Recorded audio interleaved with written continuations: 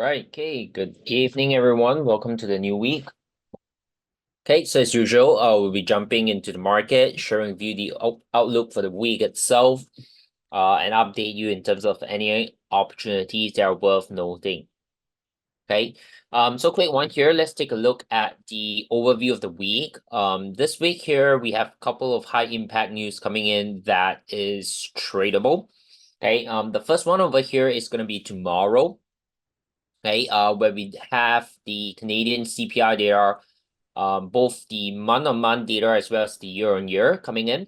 Okay, of course, at the same time here, we also have the retail sales coming in. But personally, I'm gonna be more of like focusing on the Canadian side on the CPI. Okay, that's definitely news tradable, right? Which means that if you are familiar with news trading strategy, capitalizing on the surprise element, the short-term volatility of the news itself, that's something that you can actually trade off, right?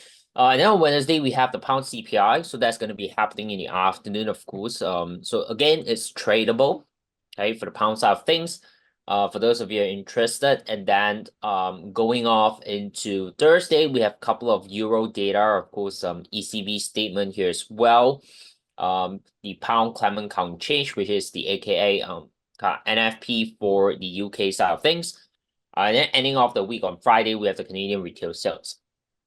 Okay, so for me, what's news tradable is definitely the Canadian CPI. That's definitely going to be my top priority. The pound CPI is definitely something that we can look out for as well. I'll be looking out and see, if during that period of time, if I'm actually in front of my computer, I'll be trading it. But for tomorrow's Canadian CPI, definitely trading that, right? So that's definitely the top priority, very, very tradable. Okay. ECB side of things, I wouldn't be trading. Okay, I wouldn't be trading rate statement. Okay, I wouldn't be trading press conferences. But just bear that in mind because that might create some volatility in the euro side of things. Okay. Then of course, core retail sales in terms of CAT side of things, depending on how the deviation of the actual data is going to be. If it's not huge, then of course, it's not tradable. But sometimes if we have huge deviation, then we may catch that. Okay. So really depending on how you're gonna prioritize, right? For me, definitely CPI top priority. Okay. Good. So with that said, let's jump into the charts here and take a look at a couple of outlook over here. Okay. Some of this are shaping up pretty nicely, I would say. Some of them, are starting to give us some clarity. Okay. Some of them are opportunities available within the week. Okay. So first up, dollar index over here, we did see the dollar actually came down quite a bit. Okay, so overall, you can see I've actually zoomed out quite a bit because I want to show you the overall structure of things, right? So we have this here as a first W, right? Then a pullback, X, and then right now we're kind of expecting a tree wave to complete the third move. Okay, to kind of complete the cycle here of a WXY, at the same time a channel structure. Okay. So this is something that may need a little bit of patience, but we are seeing very, very clear structure. In other words, if you can get a pullback, okay, something like that, then we'll look out for one more sell trade itself. Okay, so kind of utilize a little bit of a tool here to duplicate. Okay, let's just say, for example, something like that. That's what we're gonna expect over here, right? So that's gonna be a very nice little kind of like equal move of things, okay? So keep an eye on the dollar index. Of course, if you're looking at shorter term perspective, can you trade the pullback? Definitely, right? Just bear in mind that perhaps if you're trading pullback, just be cautious that you're doing a little bit of a counter trend on the short term, okay? So if you flip that into the euro dollar side of things, it's kind of like pretty similar, right? So we're kind of expecting the pullback here, right? So we have this as a cycle, right? And then after that, we're expecting the completion of this three-way cycle as well and the channel pattern. Okay. So of course, can you trade a pullback? Answer is definitely yes, right? And of course, if I start to zoom in a little bit, okay, depending on how aggressive you are in potentially looking for the trade on the pullback, okay, you may actually get a breakout trade on a lower time frame, perhaps on the H1 here. Bringing in the RSI indicator, you can start to see the divergence building up. Okay, so of course, if you are pretty aggressive, you can look for the break of this, and then you stop above. Then of course, your target here, depending on how much you want to aim for, you can go for the 50%. That will give you about 1:1.7. The alternative view on this is if you're a bit more conservative and you're interested in trading the pullback, okay, you can actually wait for the price to break this low first, and then wait for the pullback to get involved in the sell. Okay, so that might actually give you even a slightly better risk to reward ratio. Okay, so it doesn't mean that if you jump into the trade earlier, you definitely get a better trade, right? Sometimes it's worth to be patient, okay, and wait for the pullback after the confirmation. But of course, you also need to give, the idea and the thought that this may actually break and the pullback may actually not trigger your entry. Maybe there's going to be a little bit of a pullback, but a shadow one, and the market just continue the momentum, right? So that's very possible as well.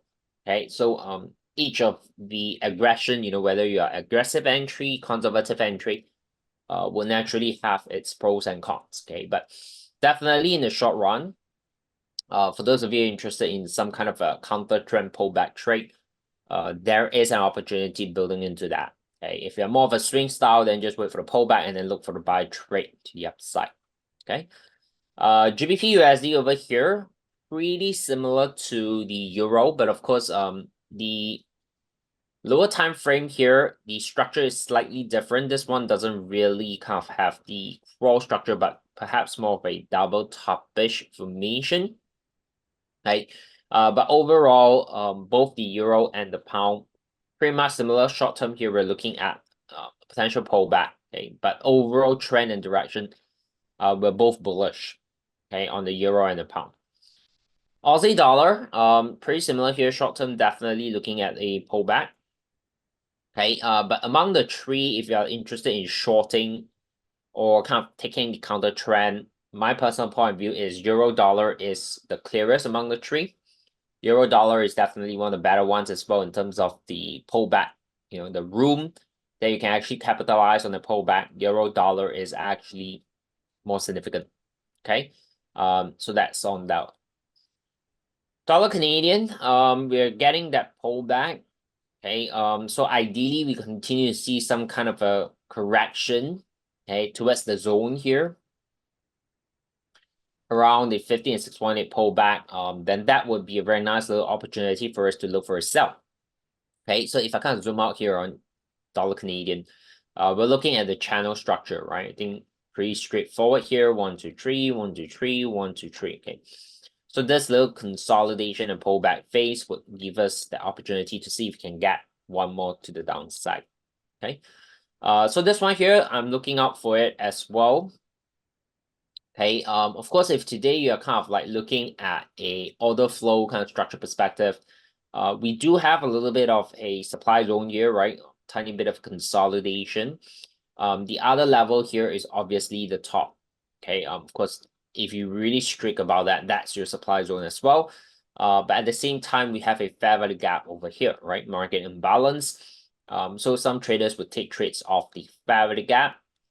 You can consider this area here between the 50 and 618 as well with this supply zone. And of course, the ultimate supply zone over here will be this top. Okay. Yeah, so keep an eye on that. Naturally, as long as price remains below this, will still be bearish. Okay, so it can actually pull back here, drops, it can go up a little bit more, drop. It can even go up all the way and retest and drop, right? But as long as price remains below this high, we're looking at bearish bias so far. Okay.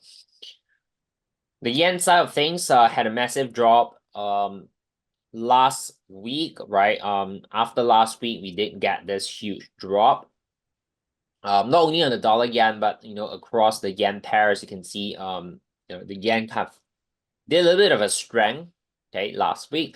So right now we are waiting for the pullback, right? So of course, this drop here broke this structure low.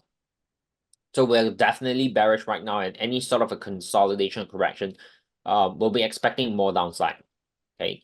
Now, obviously, for the yen pairs, if you kind of stretch it, you can see we didn't really get much of a major pullback all the while, right? So since here, right, this extension you can see, right, really, really far off.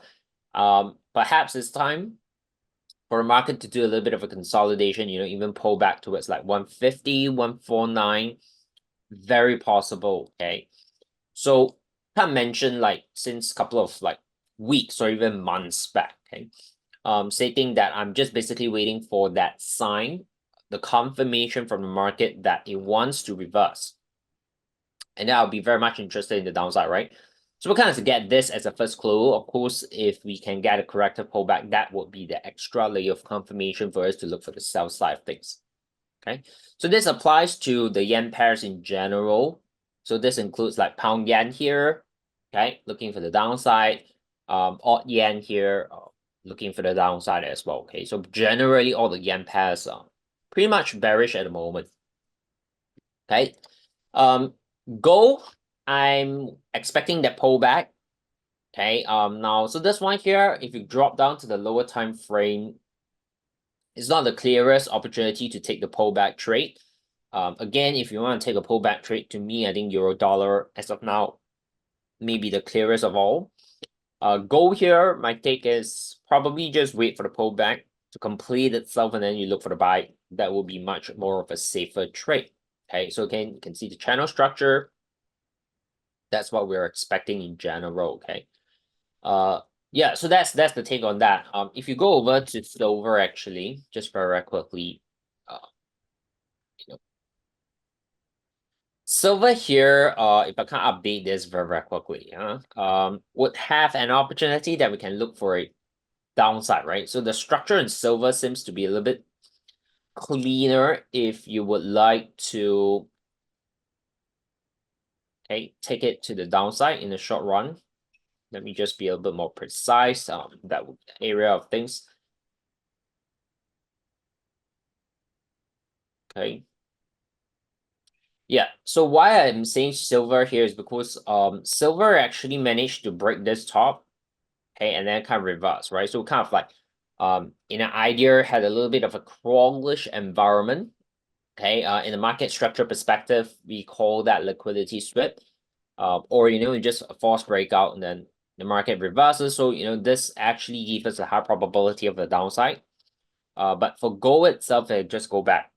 Okay, we don't really see that, right? It's kind of like an equal high right now. Even if it breaks this, you did not really see that rejection back down.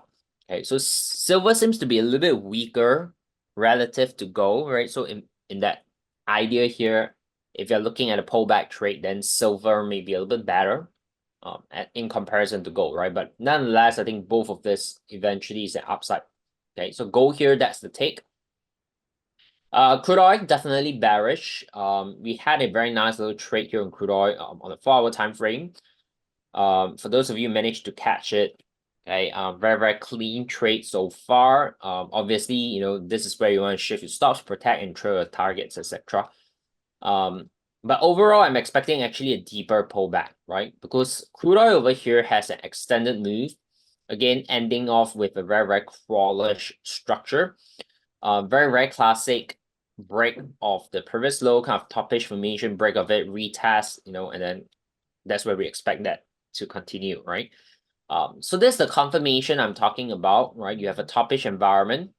Okay. The aggressive trade is obviously to trade the breakout to the downside. The more conservative one is to wait for the impulsive break and then wait for the pullback to get involved in it. Okay. Now if you did not manage to catch this first wave, this move down here, there's actually an opportunity to re-enter, or look for a re-entry on the lower time frame on H1. Okay. But whether we are able to get this, we really need to see how the market continue to develop. But pretty similar concept over here. We have this break that high, the market pull back. Sorry, reverses, right? Not really a pullback. It broke that high, reverses instantly, break this low here. So again, if this pulls back, it gives you that similar model, right? Topish formation, break of this neckline low. Okay, with momentum as a confirmation that any sort of a pullback naturally gives you that setup. Okay. Yeah, so that's another one. But again, of course, if the market just keeps going down, then that setup may no longer be valid. Okay, but for now, that's the idea behind crude oil. Okay, S&P 500. I'm expecting some sort of a pullback eventually. I think the market seems to be a little bit more extended already. I would say overextended. Okay, so we can't expect a pullback and then a healthy trend to continue. Always have some sort of a pullback. So I'm waiting for that, right? I think you don't want to be buying it right now. The expectation is if you can get a short term, again, break of this neckline, pull back, that will be a short term sell, right? So that's on S&P. Both of the yen, we can't talk about it already. GBP AUD, we're bullish, right? I think this structure is very, very clear. Bottomish, impulsive break. So any sort of a pullback naturally will look for the buy trade itself. Okay, so clean structure, but need patience, right? You need to wait for the market to pull back. Euro Canadian upside as well. But this one here, again, not the best among the list that I have.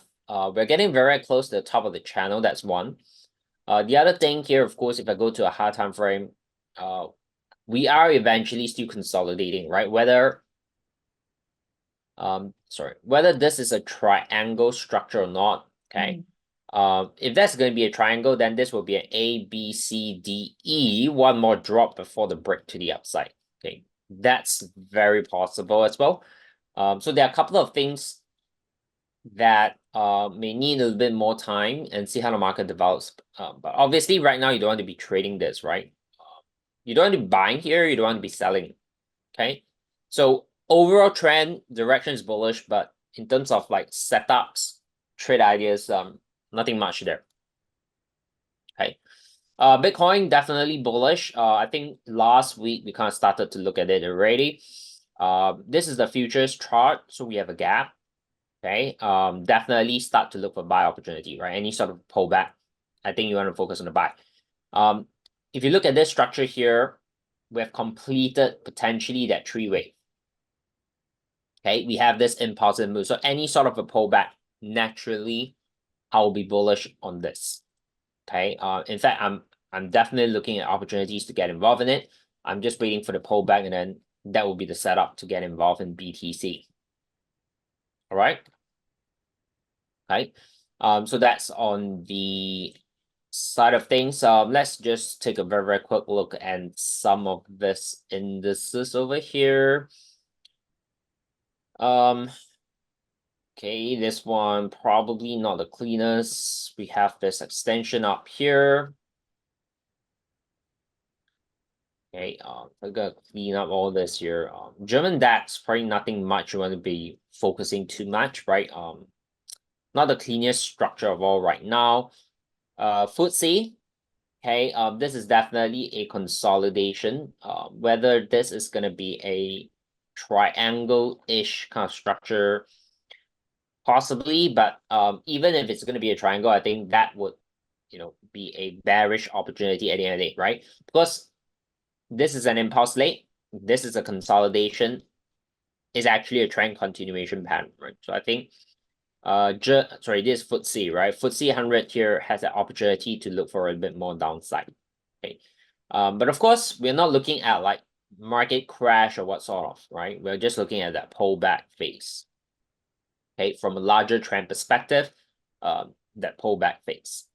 Okay, A50 here we are looking at. Seems like the market may have started to bounce a little bit. Okay. Yeah, I mean, this one here, not really that confirmation yet. But of course, if this comes down correctively, then we may start to look for upside, right? So that can be your invalidation as of now. Okay. Yeah. So I think, it's not the most obvious kind of like break. Ideally, we want that momentum to follow through and break this, right? Like like the pound up. Okay, that's what we want. Don't really get that yet. So this one probably you want to wait for a bit more clue, right? More confirmation from market. Yeah, Hang Seng more or less the same as the A50. We may or may not have completed that. Whether there's a low, I don't think right now you want to be committing to that yet, right? But I mean, there's a possibility, right? Because this has kind of like broke out of that crawl structure. Possibly this can be the low, right? But of course, the confirmation you want to wait for and see is if this pulls back correctively. Okay. Aussie 200, definitely impulsive. I think we are reaching that target soon already, right? So you can see that's a consolidate, that's a triangle, right? So if FTSE is gonna do that, then of course you can see that's a continuation, right? So Aussie here is previously impulse, triangle, and then the continuation, right?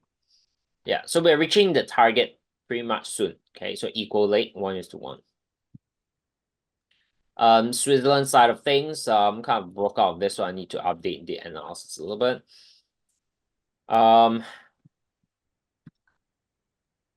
Okay, this one here, okay, we still see the divergence, so probably wave 5 is not completed. But we are definitely seeing massive divergence across board. Potentially what can happen over here is we're still in development of wave 5. As potentially a diagonal kind of like structure here. Okay. So my take is probably don't want to be too aggressive in buying.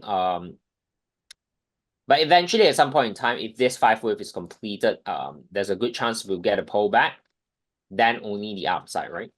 So if the pullback is going to be starting, then one area to look out for is definitely wave 4 territory. Okay, but I think right now it's a little bit too early to really talk about that pullback trade. Okay, so I think generally in that's probably the clearest one that you can focus on would likely be the FTSE. Okay, and then of course A50 and Hang Seng here you can wait for that corrective pullback. If you can get that, then that's an opportunity to look for a trade. Okay, other than that, the rest probably nothing much. Right. Yeah, so generally those are the few updates from my side, right? I think crude oil here as it continues to drop. Uh, Probably this H1 setup will need to readjust itself. Okay. Yeah, but this trade here is moving very, very nicely at this moment. Okay, yeah, so generally that's the update for me for this week. There are definitely some opportunities as I highlighted, right? Hopefully that's clear. Hopefully again, this video here, this live stream here, give you some insights into the market. Okay, so that's all for me. All the best for the week. Okay, and I'll see you guys in the respective sessions throughout. And of course, we'll see you guys in the next week session too. Okay, so that's all the best, and we'll see you guys in the next one. Okay, good night.